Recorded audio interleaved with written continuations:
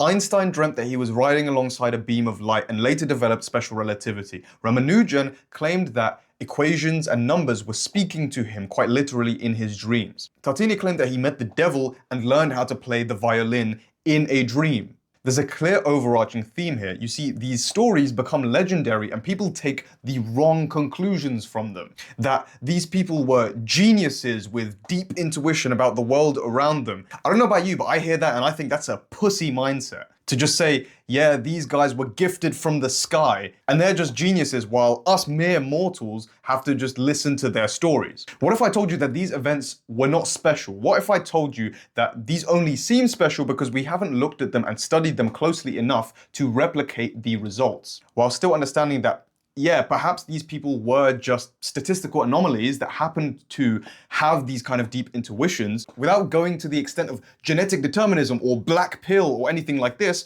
because you're too lazy to do the work to analyze it. Look, a really concrete analogy I can give here is football. Football 100 years ago looks vastly different to the way it does today, okay? And the best players from 100 years ago, the Pelés, the Maradonas, they all seemed like special genetic statistical anomalies that simply were gifted from the sky and were given this innate ability to simply be very good at football. This is essentially exactly the same as what we see in fields like physics or music or anything really when it comes to cognition. Now, the only difference when it comes to football is that football is a highly competitive field. And what that means is the people within football didn't look at the Pelés and the Maradonas and get on their knees for them for the most part. Instead, what they did, if you're a competitor to one of these people, is that you look at their game, you analyze them, you see how can we actually structure what makes this person great and whether we can train this and teach this to others. That's the reason that football got better. That's the reason that if you put one of these icons of football, Pelé, Maradona, into the modern game, they would get eaten alive. My claim very concretely is that cognition is no different. Okay, I'm gonna just basically categorize this into an analysis I can do really cleanly for the purpose of this video, where I analyze the problem and then my proposed solution, so that by the end we have a full picture understanding of what's actually going on here.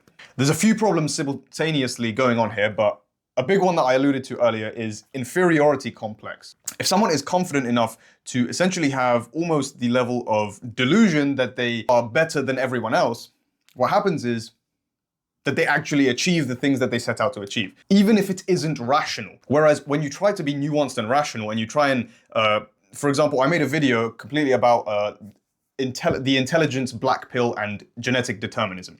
And a lot of people in the comments, of course, were telling me about the statistics and how, no, actually, Somalis have lower IQ than average because of this bell curve that this white guy made 50 years ago.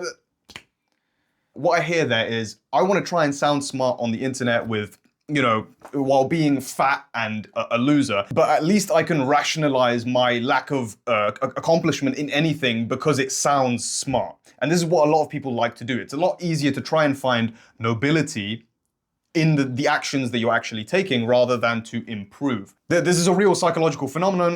The classic example that psychologists often use is that it's easier to demonize the rich person than to try and become rich. So in something like Christianity, you know, you find nobility in being a lowly member of society because that's who you are. It's a lot easier to just rationalize your position rather than changing it. Okay, and there's a few places that this can obviously come from a psychological point of view, like this early developmental periods, the school system, etc., etc. I have various videos about the school system and how this it kind of trains you into being a pussy that you can go see after this video. Subscribe if you want to stay tuned for those. But to summarize the core premise of those, even in higher education, is that these systems essentially train you to firstly have some kind of hierarchical system that you're always at the bottom of, and you're constantly in a climbing towards the top. So when you're in lower school, you're waiting until you get to secondary school. When you're in secondary school, you wait till you get to college, and when you're in college, you wait till you get to the university, and basically it keeps going, right? So there's always someone on top of you. There's the teacher, the professor, and then later the university system. If you're going in doing a PhD or something, everything needs to be like super airtight. If you're doing a PhD in mathematics, for example, everything needs to be super rigorous all the time, and you get trained out of, first of all, trusting intuition, second of all, taking any risks, and third of all, taking any action, because everything needs to be super airtight and it needs to be planned out for 10 years before you actually get to do anything. That's how the school structure works, and it's also how people internalize psychological models. Okay, and then this is what alludes to the actual like big issue here, is that there is logic versus intuition or emotion, etc., etc. Okay, and what I want you to understand from this video, these are both modes of cognition. They're different modes of cognition, but they're both the same thing. So, for example, emotion often gets villainized in like modern society as it's kind of airy-fairy, it's mystical, you don't really understand what's going on. Or, for example, that it's not concrete because like we can map out the feeling of happiness by like looking at the neurons in your brain. You know, like, do people not understand how fucking stupid that is, right? It's the equivalent of saying, for example, no, the bird is not flying. It's actually what's happening is that the air particles beneath its wings are like causing a force upwards. Like, yeah, of course. Fine, you've described it, but the bird is still flying. And the point is that you hold rationality and logic in too high regard. Logic really is extremely basic and like the tip of the iceberg of cognition. I made a full video about this, but essentially the way that the brain works is that it's constantly doing a bunch of dynamic processes all the time. So emotion or intuition is the collective experience of lots of different logical processes that you don't have conscious control over.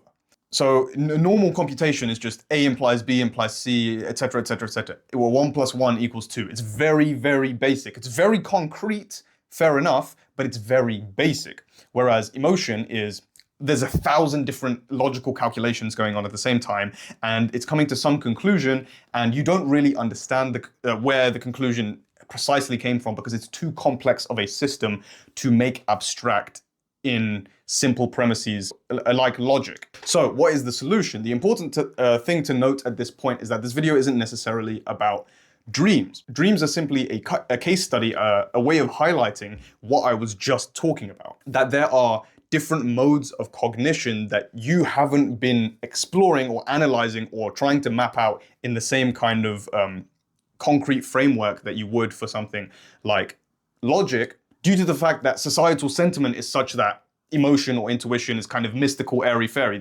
This is literally precisely what I'm talking about at the start of the video, right? So, oh, look at Einstein. He's a fucking genius because he dreamt of riding alongside a beam of light, and then he developed special relativity from that. People come to that conclusion rather than, wait, maybe we should look into intuition and the fact that you can have some kind of crazy dream about something and then apply the logical step after that and come to a groundbreaking realization about the way that reality functions. Because intuition is just internalized data. You've just actually experienced a system. There's nothing mystical about it. The only difference with levels of intuition and how useful intuition is simply how much data you can collect and how well you can understand a system. This is actually something statisticians already do in something like chaos theory or when you're looking at a financial market. The point is, when you're looking at a large enough and complex enough system, what you need to do is start developing more advanced models for how you do things. I've broken this down from my own research into 3 main pillars, which is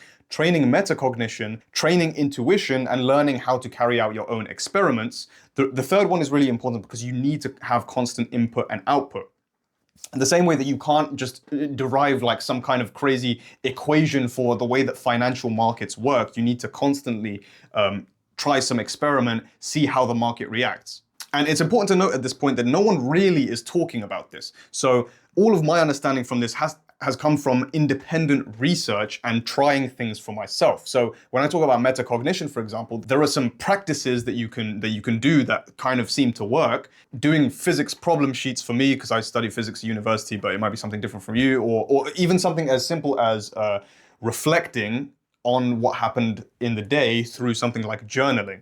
The reason as to why that is because similar to how physics is just you applying metacognition to a really complex system of the natural world, reflection and journaling can be you applying metacognition to a really complex system like human emotions or social interactions or something like that. Training intuition as well is something that everyone already does without even realizing it. When a footballer gets good at football, what they're actually doing is just giving their body, their brain enough data to say, okay, when this happens, I do this. When the ball comes at this trajectory, I'm going to adjust my touch by this amount so that it stays on my foot. Like all of these thousands of calculations are actually going on all the time and you don't even realize it. Again, so with this video, with this channel, what I can do is essentially point you in the right direction. I don't have a whole research team around me. No one wants to talk about this because it's more comfortable to just say these people are born geniuses, these aren't, and there's nothing you can do about it. But I'm not the kind of person that waits around to have a whole research team around me